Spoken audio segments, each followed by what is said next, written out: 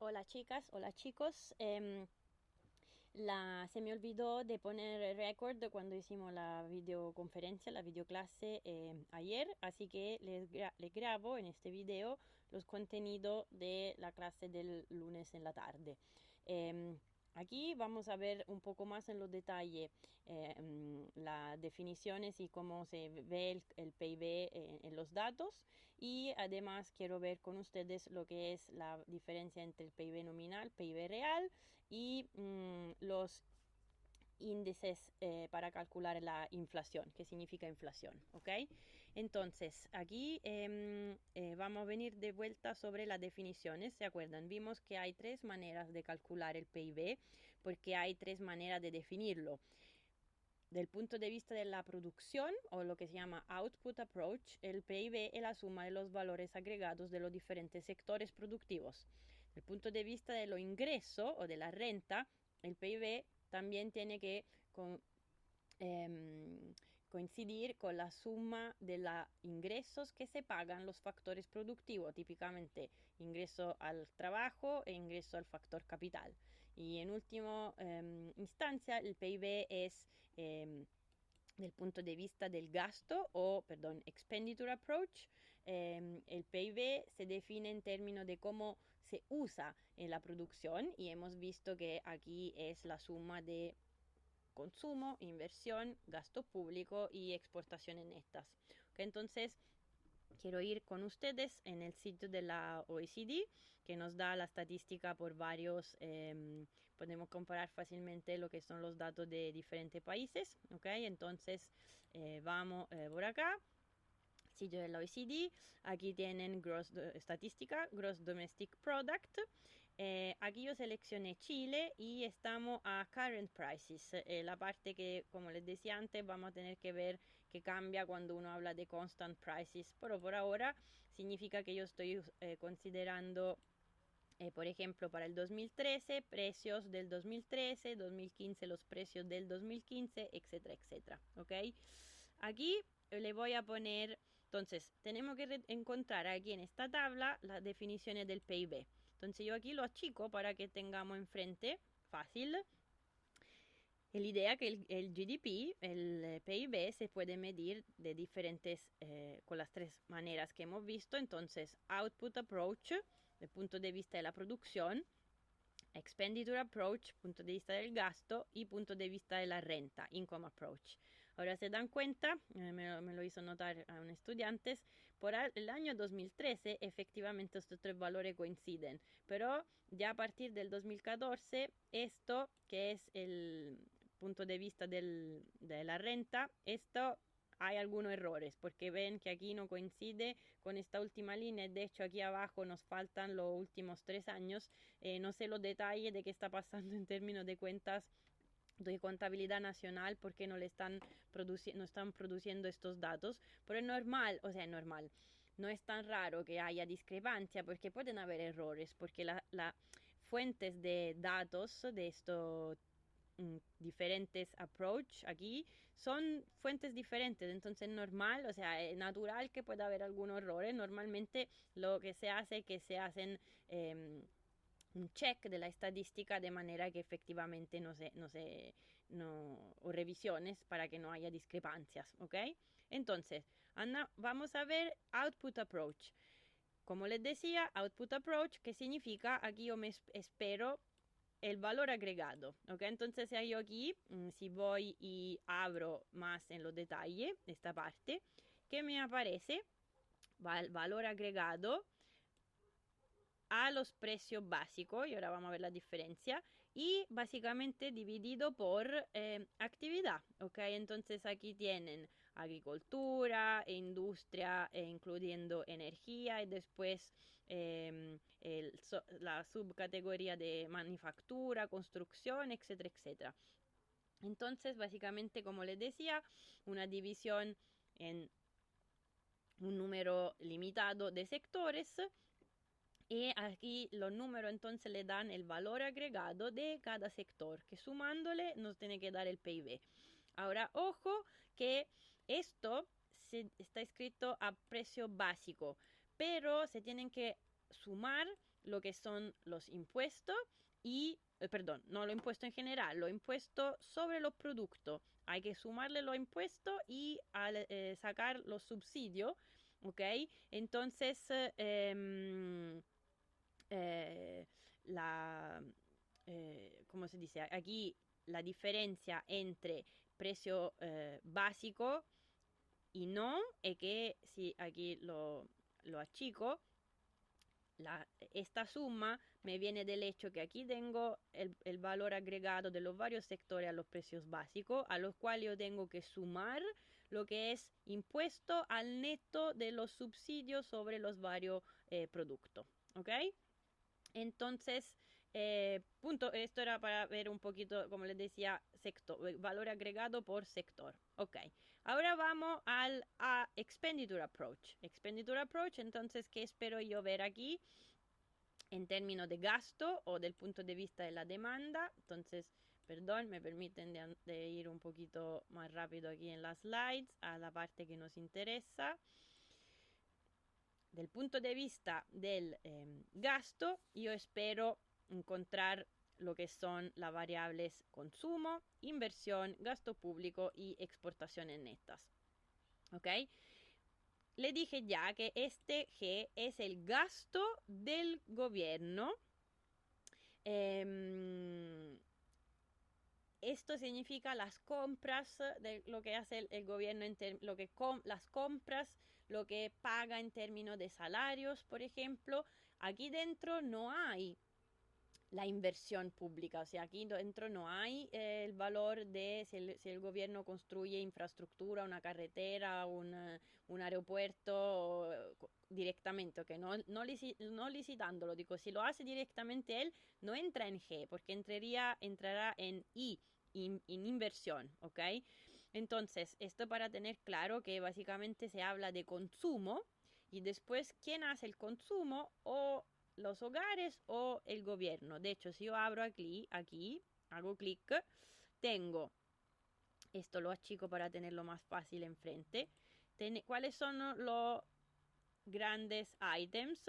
Aquí le sale demanda, perfecto, que sería consumo final, gasto en consumo final, después gross capital formation, o sea, inversión, y después aquí tiene balanza externa, o sea, aquí, por ejemplo, en 2013 estaban con balanza externa negativa, o sea, importaciones más altas que las exportaciones, y por ejemplo, el 2018 estaba con un surplus, aquí un superávit, ¿ok? Entonces, aquí hay consumo. ¿Consumo de quién? Si yo abro, voy a tener consumo de households, que significa de los hogares, y además de la institución de la non-profit organization. Y después tengo el consumo, pero ¿de quién? Del gobierno, ¿ok? Entonces lo que le quiero decir que C y G representan básicamente la misma cosa, pero el consumo de lo hecho por los hogares es dentro C, mientras que lo que es el consumo final, el gasto en consumo final, pero del gobierno, está dentro G, ¿ok? La otra cosa que quería ver con ustedes es la diferencia entre lo que son consumo, o sea, gasto en consumo que se llama de bienes individuales y lo que llama collective consumption, ¿ok? Entonces hay una diferencia entre individual y collective. ¿Cuál es esta diferencia? Si yo le hablo de un bien como, por ejemplo, de lo que gasta el gobierno en Fuerza Armada para defender su territorio, cuando gasta en defensa, el bien defensa es un bien del cual podemos usufruir colectivamente, ¿ok? No es que si están protegiendo a ustedes, a mí no me protegen del ataque de cualquier enemigo externo, ¿ok? Pero si en la universidad pública hay unos cupos limitados y entonces tenemos que hacer entrar 100 personas en la, qué sé yo, una carrera de la Universidad de Chile, quieren entrar 500, nosotros estamos dejando afuera 400. ¿Por qué? Porque no hay bastante cupos, lo que significa que educación, por ejemplo, no es un bien, o sea, es un bien que si consumo yo, puede no poder consumir otra persona, ¿ok? Porque, por ejemplo, en la universidad hay unos cupos limitados, en los colegios hay unos cupos limitados, ¿ok? Entonces, ¿cuál es la gran diferencia? Que los bienes que se llaman individuales son lo que básicamente pueden, el mercado, o sea, los privados pueden también producir estos bienes, ¿ok? Entonces, si yo educación puedo ir a un colegio privado o particular, como se dice, ahora no más, o sea, particular o público, ¿ok? O en términos de salud, puedo ir al sistema de salud público o privado, ¿ok? Entonces, hay una alternativa a los bienes que se llaman individual y no hay una alternativa a lo que se llaman bienes colectivos, ¿ok? Entonces, voy aquí una lista de lo que es el gasto del gobierno y como les decía, lo que es defensa, orden público, son collective consumption, mientras que cuando yo llego después a, por ejemplo, health, educación o housing, o sea, si yo quiero proveer, ¿cómo se llaman? Vivienda a través de un sistema de soporte público para la gente que es de menores recursos. Bueno, tengo un número de viviendas y lo doy a una familia, no la doy a otra. Entonces, y la alternativa viene del mercado privado, ¿ok? Entonces, esta es la gran diferencia entre estos dos tipos de gasto. Ok, entonces dentro Final Consumption Expenditure tienen el gasto del gobierno como de los hogares. Después tienen Gross Capital Formation, significa lo que nosotros hemos llamado inversión. Y justo para ir un poquito más en los detalles, cuando se habla de inversión, se habla de gross, de formación fija de capital brujo, de capital bruto, que gross fixed capital formation, y después tienen también changes in inventories, o sea, si yo soy una empresa y tengo stock que no logro vender, por ejemplo, estoy produciendo auto, hay la crisis del coronavirus, nadie compra más auto, yo me quedo con auto guardado, esto ¿dónde aparecen? En el PIB aparecen aquí, en el sentido que me está subiendo el stock de inventories, ¿ok? La otra cosa que le quería mostrar es que aquí dentro formación fija de capital tienen la diferencia entre lo que es maquinaria, etcétera, y lo que es buildings, o sea, todo lo que es construcción, ¿okay? Se distingue, es importante distinguir estos dos items, ¿ok? Y le decía, estos son nuevos edificios. No es, aquí dentro claramente no hay compra-venta, no es que si yo compro solo aquí si se construyen edificios nuevos, ¿ok? ¿Ok? En la última parte son la balanza externa, o sea, significa exportaciones, ¿ok? Export de bienes y servicios al neto de la importación de bienes y servicios, ¿ok? No voy a entrar más por los detalles porque después vamos a tener bien que ver cómo se evalúan la tasa de cambio, etc. Por ahora me interesaba solo hacer una pequeña revisión aquí. ¿Ok? El último detalle, cuando yo voy del punto de vista de la renta o income approach, aquí abro y como les decía, principalmente son compensación de o sea, salarios, así lo asalariado, y aquí tienen gross operating surplus, o sea, utilidades o beneficios, o sea, esta es la renta del factor trabajo, aquí dentro tenemos la renta del factor capital. Siempre ojo que hay que sumar lo impuesto al neto de los subsidios sobre la producción, pero lo que me interesa es que tengamos también claro qué significa gross mixed income. Mixed income es el ingreso de lo que son empleados por cuenta propia, o sea, self-employed. ¿Qué significa? ¿Por qué me interesa que lo tengan claro? Porque en la economía, porque hoy en día Aparte que Chile tiene una proporción muy alta, pero además lo que son self-employed van a ser más y más importantes. O sea, la categoría vieja, o sea, tradicional, decimos, de los empleados con un contrato que paga con un empleador, un contrato de trabajo, una relación laboral de años, está empezando a ser más y más raro. Lo que se ve mucho más es gente que trabaja por cuenta propia o freelance, por ejemplo, o todo lo que son los profesionales, ¿ok? Entonces, ¿cuál es la idea? Que si yo soy, por ejemplo, un dentista, de mi ingreso no es tan claro cuál es el ingreso. Ustedes dicen si yo pago, si me pagan un honorario y yo gano, no sé, 3 millones al mes como dentista e ingreso del trabajo. No, exactamente, no totalmente, porque yo para ser el dentista en mi estudio compré unas maquinarias, por ejemplo, estoy arrendando un lugar, entonces todo esto son más bien costos y por ejemplo la maquinaria es un bien capital, ¿ok? Entonces yo compré una maquinaria y esto dentro de los 3 millones, imaginemos que yo gano en el mes, bueno, tengo que pagar la maquinaria, imagínense que que me la compré con un préstamo o lo que sea, hay un costo de un bien capital, que en este caso y tengo que considerar, ¿ok? Entonces, o si yo soy freelance, igual me compré un computer para ser freelance y entonces esto es un bien, como un equipment. Entonces, gross mixed income es básicamente lo que no se puede distinguir bien entre renta del trabajo y renta capital, sobre todo para la gente que es self-employed, o sea, empleado por cuenta propia, ¿ok? Importante que tengamos esto claro. Ok, entonces volviendo a nuestras definiciones. Eh, ojo, aquí lo tengo enfrente en las slides y no lo dije muy bien quizá antes. Dentro del gasto del gobierno entran, como les decía, si yo estoy pagando los salarios de los empleados públicos, la compra, lo que se gasta en infraestructura, perdón, eh, ¿cómo se dice?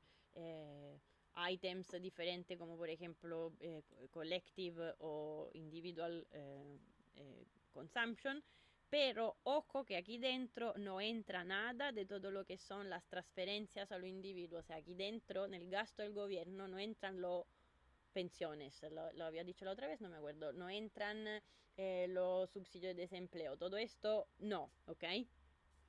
Um, um, ok, entonces estábamos... ya, estas son las tres definiciones, o sea, lo detallo un poquito más y salto esto, vamos a volver después. Ya, ¿en qué me quiero concentrar ahora? Darle una idea, porque es lo que tienen en la lectura, para que le sirve para el control, un poco de cuáles son los grandes problemas y grandes faltas del PIB como medida. Sobre todo en términos de, si estamos pensando que el PIB le sirve para medir bienestar. ¿Por qué? Hay algunos problemas viejos y algunos problemas más agudos ahora, o sea, más nuevos. El problema viejo desde siempre es lo que tiene en el primer bullet point. Yo lo que puedo medir fácilmente en el PIB es lo que se transa en el mercado y entonces que tiene un precio de mercado. Todo lo que no se transa no entra. Entonces aquí cuál es el problema. Si yo estábamos hablando, lo dijimos la otra vez, el trabajo doméstico. Si yo estoy trabajando en la casa en el sentido que igual produzco cuidado de niños, cuidado de adultos mayores, comida, está cocinando, servicio de limpieza, hasta que eran solo las mujeres que lo hacían en la casa sin ser remunerada, esto no entraba en el GDP, en el PIB. Hoy en día que más y más mujeres trabajan en el mercado, entonces estos servicios pasaron a ser remunerados, entonces yo trabajo y tengo que pagar una persona para que venga a hacer limpieza, por ejemplo, en mi casa. En este caso sí está entrando limpieza sí entra en el PIB a través del hecho que hay una transacción de mercado, o sea que yo estoy pagando un sueldo a la persona que limpia, ¿ok? Pero antes, si lo hago yo, no entra en el PIB, pero la casa está limpia, ¿ok? Entonces este es un poco el problema. Todo lo que no se transa en el mercado no entra en el PIB. Hay cosas que sí, que hay dificultad a medir, por ejemplo, todos los servicios que dan voluntariado, por ejemplo, o otro también algo problemático. Si es el gobierno, por ejemplo, que está, eh, o sea, si usted, por ejemplo, se atiende en una clínica privada, va a pagar un cierto costo por su exámenes, su atención, ¿ok? Si yo voy en el servicio en el público, no me van a hacer pagar, o sea, depende en qué ramo de FONASA estoy, ¿ok? Pero imagínense que estoy en el tramo más bajo. Yo voy, me atienden, me hacen el examen, etcétera, y yo no estoy pagando nada. Que no hay transacción aquí. Mientras que se va en la clínica sí pago y se registra una transacción. Entonces, el servicio salud, cuando yo voy a FONASA y no pago, ¿cómo entra en el PIB? Entra de manera indirecta, porque entra a través del hecho que a través del gasto público en salud, pero el gasto público de salud significa los sueldos de los doctores, enfermeros, todo lo que trabaja en el hospital, la compra del hospital, etcétera. Pero esto se dan cuenta que da un punto de vista del gasto, no de un punto de vista del valor del servicio. ¿Ok? Es bastante, entonces es una manera indirecta. Y le hice el ejemplo en la videoconferencia del transporte público. O sea, si yo pago el ticket del metro a 700 pesos, este no equivale al costo del servicio, porque este ticket está subsidiado por un 40%. O sea, le quiero decir que en muchas transacciones el precio no refleja bien el valor. ¿Ok? Porque, por ejemplo, hay subsidio o, por ejemplo, porque lo estoy midiendo solo del punto de vista del gasto. Entonces, todo esto se mide de manera muy imperfecta, ¿ok? Lo que es el primer bullet point. Segundo bullet point. Hay algunas cosas que nosotros consideramos, podemos considerar como males, no bienes, que sí entran en el PIB. Entonces, el ejemplo, si yo le digo que el gasto, además que en Estados Unidos el gasto en términos de, o sea, la gestión de las cárceles muchas veces es licitada a privados, ¿ok? Entonces, más gente hay en la cárcel, más lo que están gestionando las cárceles ganan plata y entonces pagan su sueldo, etcétera. Ahora, que tengamos más gente en la cárcel va a subir el PIB, pero estamos de acuerdo que no es exactamente una medida de algo positivo, ¿ok? Entonces el problema cuál es, que en el PIB entran cosas que consideramos malas a nivel de la sociedad, sobre todo, por ejemplo, todo el problema de las externalidades y de la contaminación. O sea, si yo contamino, si yo emito CO2, nadie lo está registrando en el PIB, ¿ok? Y entonces esto deberíamos, como aquí dice, más bien sacarlo, sustraerlo. Entonces el problema más general aún aquí del PIB es que no tiene en cuenta stocks. El PIB es una variable de flujo, como les decía. No da cuenta del hecho que, por ejemplo, yo para producir el PIB de este año me saqué tantos, ¿cómo se dice? Hubo tantos pesca que el stock de peces en el océano se redujo de manera no sustentable, ¿ok? Entonces, y esto no entra en ninguna parte, pero estamos de acuerdo que debería entrar. Entonces, el problema del PIB es que en general no captura stock, entonces el problema es que, por ejemplo, no captura lo que es la sustentabilidad, si yo estoy sacando más recursos naturales de lo que se renuevan, se reproducen naturalmente, y entonces esto puede ser problemático o más bien nos dice que el PIB es de verdad una medida de flujo y además bastante de corto plazo, ¿ok? Y el último problema también viejo es que no se captura muy bien el cambio en la calidad de los bienes. Entonces, el clásico ejemplo, si yo le digo bajó el precio de los computers, por ejemplo, en términos de capacidad de cálculo, bajó el precio si yo multiplico, o sea, por ejemplo, la misma cantidad. eh, el problema es que un computer de hoy no tiene nada que ver con lo que era un computer de hace 10 o 15 años. O sea, la calidad es orden de magnitud más alta, pero esto no se captura.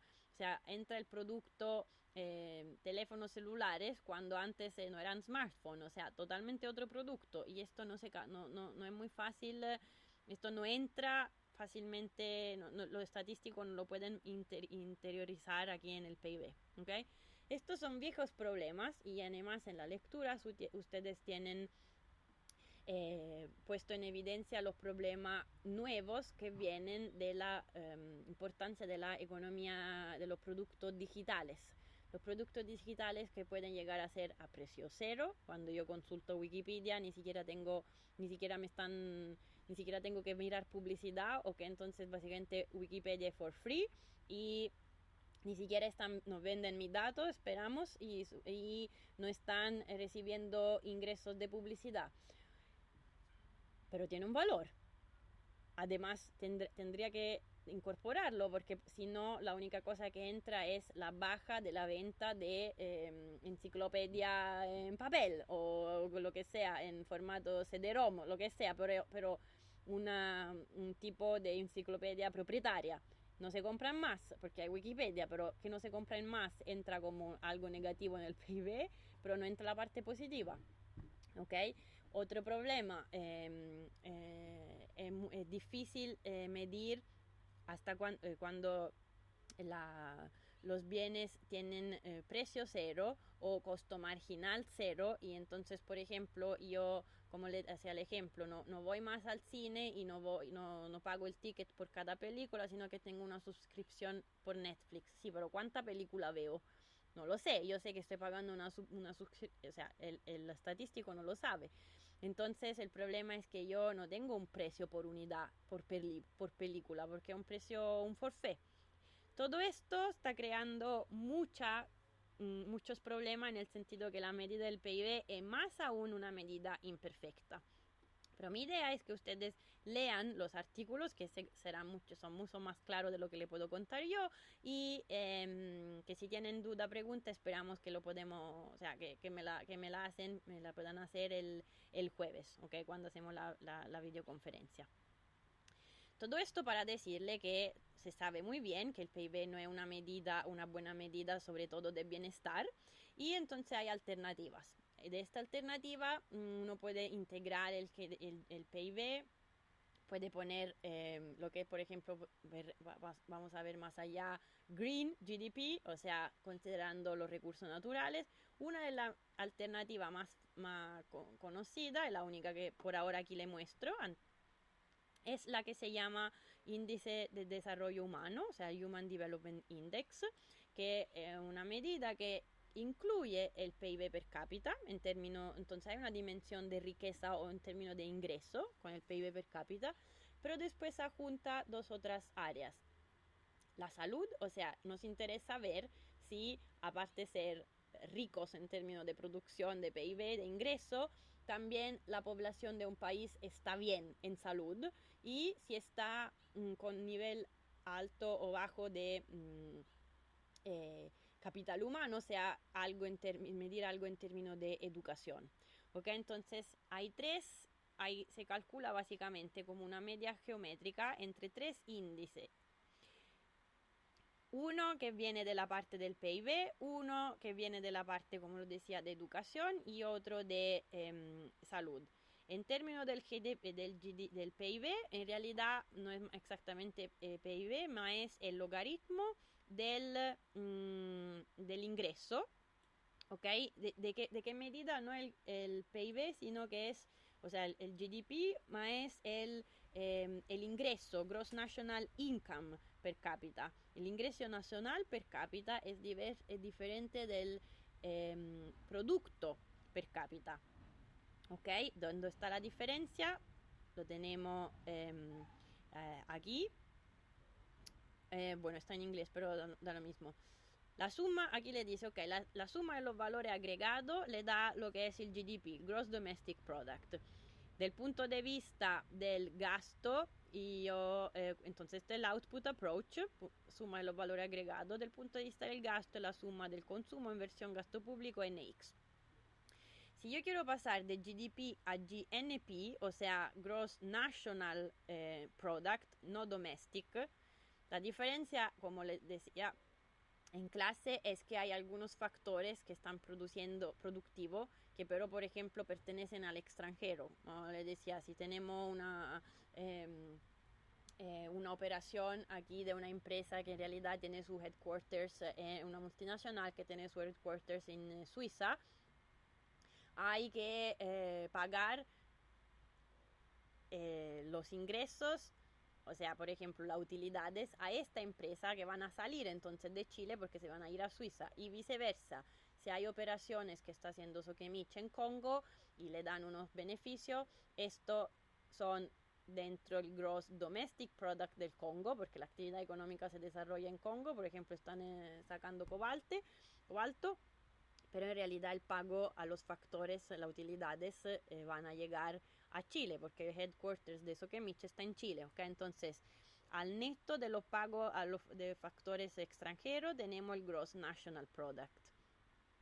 Para pasar de product a, a income, hay que sacar lo que es la depreciación, lo impuesto indirecto, y aquí llegamos en realidad a la definición de suma de los ingresos de los factores productivos, solo los factores productivos que son nacionales, y aquí entonces tiene labor compensation, o sea, salario, utilidad de capital income en rent, o sea, arriendos.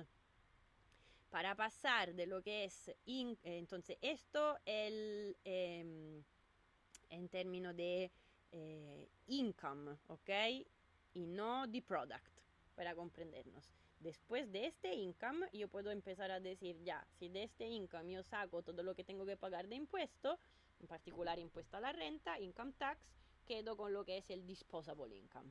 ¿Okay? Pero hay una diferencia entre product e income, en particular entre domestic product y national product, por lo pago a los factores extranjeros, y después aquí hay que sacarle la impuesto indirecto, porque los impuestos indirectos esto van al gobierno, y la depreciación es lo que les decía, el hecho que el capital, los bienes capitales pierden de valores a través del tiempo, ¿ok? Entonces esto para decirle que no es la misma cosa que el PIB, pero es relacionado, ¿okay? Entonces el logaritmo del Gross National Income per cápita, lo que entra a esto index, es lo que esto valores que entra aquí.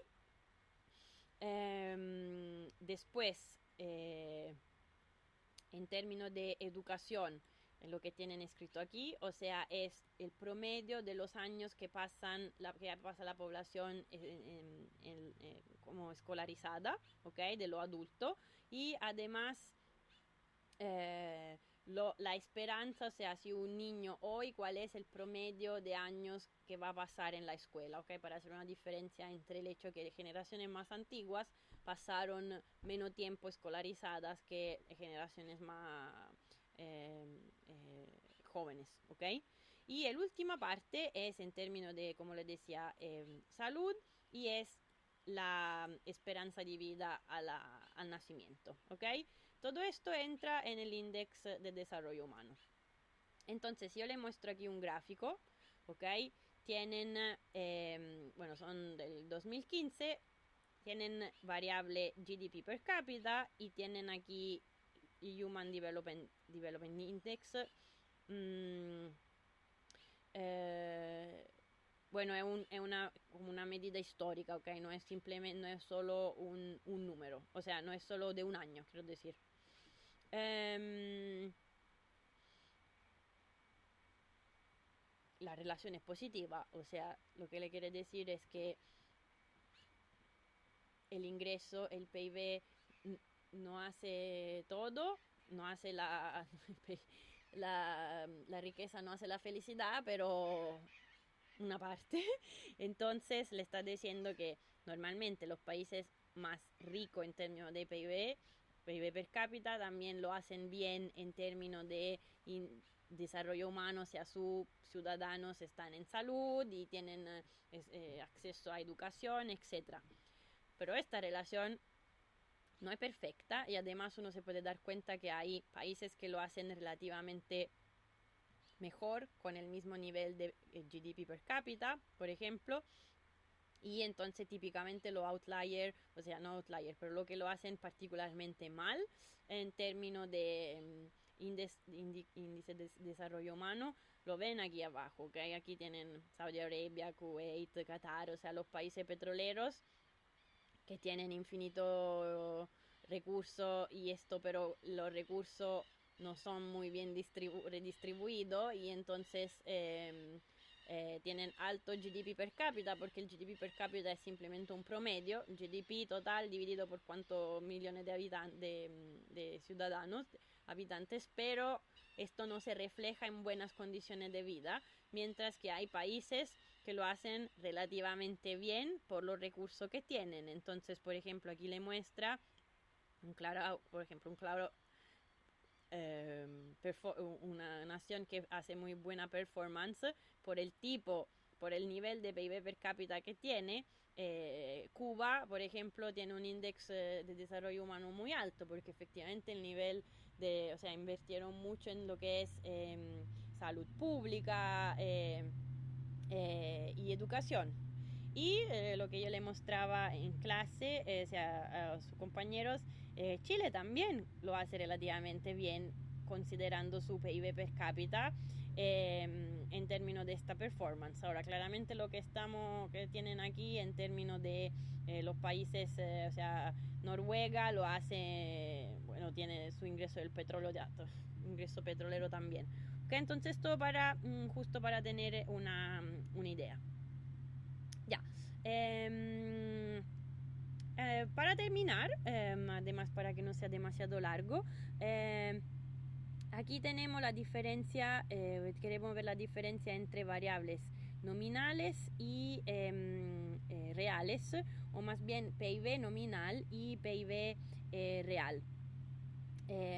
Espero que el ruido aquí abajo no sea demasiado fuerte. Le tengo que confesar que estoy en el campo, salí de Santiago, así que hay ruido de maquinaria agrícolas. Ya, el PIB nominal o el PIB a precios corrientes, lo que vimos en el sitio de la OECD, le está diciendo yo estoy considerando el valor de la producción como valor, la suma de todos los bienes producidos, ¿ok?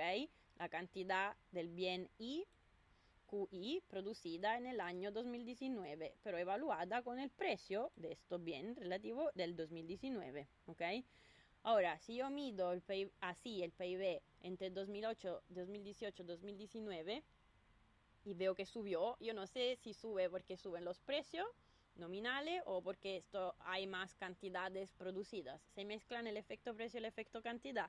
Entonces, como tienen aquí en el sitio de la OECD, la otra posibilidad es aquí ir a ver lo que son precio constante y ojo, hay una diferencia entre precio constante con año base nacional o con año base lo del OECD. Okay, por ejemplo, ahora el OECD tiene año base 2015. ¿Qué significa año base? Significa que yo aquí el PIB real lo calculo utilizando cuántas son las cantidades producidas, vendidas de los bienes en el 2000, cada año 18, 19, pero utilizando los precios del año base que llamo cero. Entonces, será el 2015, puede ser el 2010, cada país puede elegir cuál es su año base y se va cambiando, ¿ok? De estas dos diferencias, de estas dos definiciones sale lo que es el concepto de deflator del PIB. El índice de precio o P mayúsculo deflator del PIB es simplemente el cociente entre el PIB nominal y el PIB real, o dicho de otra manera, el PIB nominal es igual al PIB real multiplicado por este índice de precio, o sea, por el deflator, ¿ok?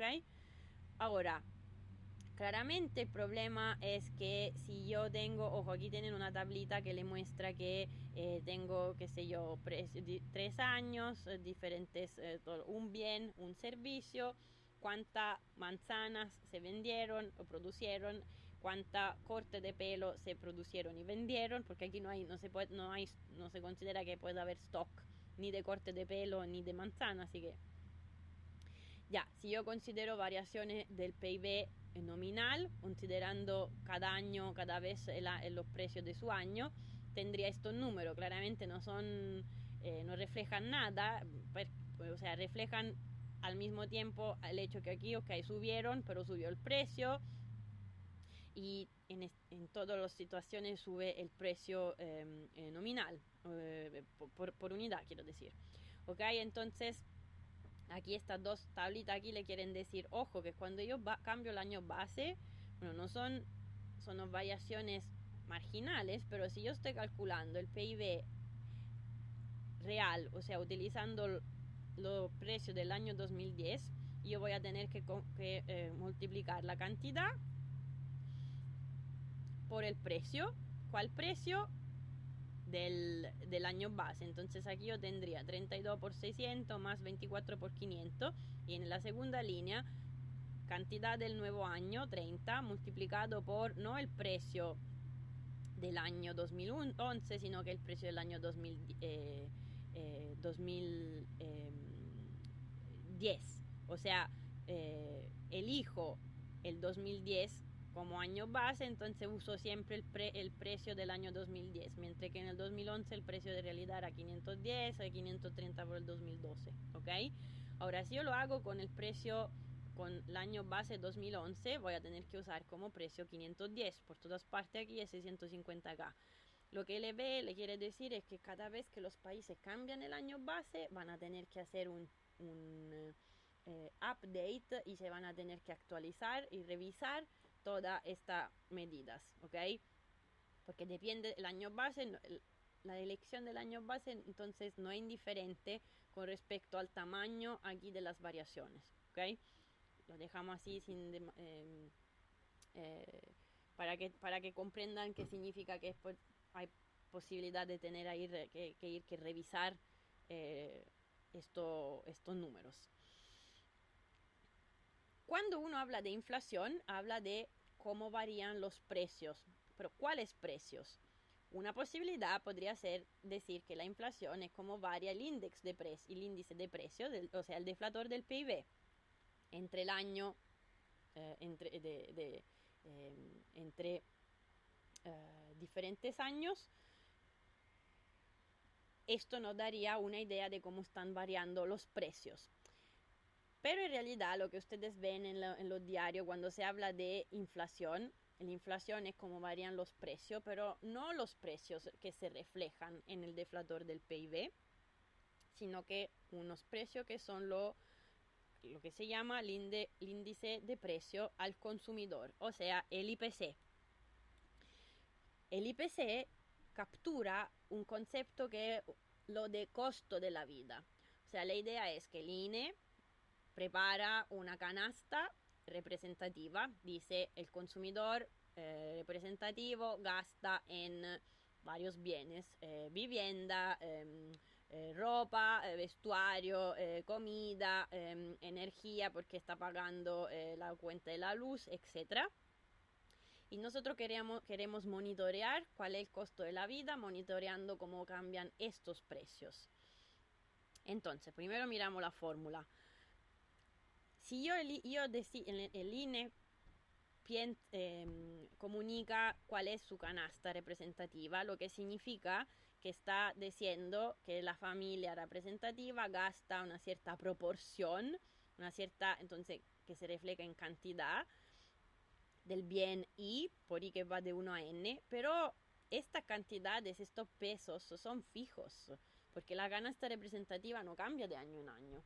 Lo que cambia de año en año son los precios. Entonces se dan cuenta que aquí yo estoy considerando las cantidades de la canasta representativa y aquí multiplico por los precios del año corriente y estoy comparando con la misma canasta, la misma cantidad de bienes con los precios del año base. La fórmula es bien diferente del IPC, del deflator, porque aquí tienen cantidades corrientes y o precio corriente o precio del año base. Y aquí al revés, tienen cantidades constantes y precios o del año base o corrientes. Entonces, una primera diferencia es que el IPC no puede capturar lo que es el efecto sustitución. O sea, si el precio de mantequilla sube 10 veces, probablemente la gente va a utilizar solo margarina vegetal. Pero esto el INE no lo va a tener en cuenta. La canasta representativa va a quedar siempre con una cierta proporción de mantequilla. Entonces, este problema es que se sobreestima un poco lo que puede ser el costo de la vida porque no hay cambio del costo de la vida porque no hay efecto sustitución, ¿ok? De otro lado, hay otra diferencia que tienen con el PIB, con el deflator del PIB. El IPC usa los bienes que se consuman, aunque estos bienes no se han producido en Chile. Entonces, si yo estoy poniendo electrodomésticos, que son todos importados, las importaciones entran con el signo menos en el PIB. Mientras que aquí yo sí la resto del PIB, ¿ok? Porque se producen al extranjero, no en Chile. Mientras que aquí yo no me importa dónde la producen, lo que me importa es que yo sí estoy consumando electrodomésticos o qué sé yo, iPhone que vienen, que están importados de China. A diferencia del deflator del PIB, que más bien puede incluir las variaciones de precio de bienes que no se consuman, ¿ok? Por ejemplo, el cobre, que impacta mucho en el PIB, o sea, el valor de las exportaciones, etcétera, no es que entre directamente como bien de consumo, o sea, muy indirectamente.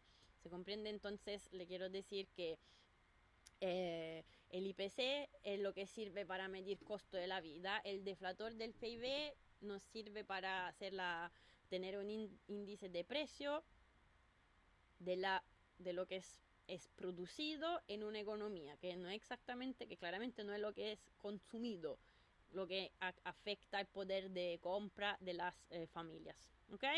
Entonces lo que les decía típicamente, o sea, sin la gran mayoría de los casos, si ustedes leen escrito tasa de inflación, a menos que nos lo digan explícitamente de manera diferente, es la variación de un año a otro del índice de precio al consumo.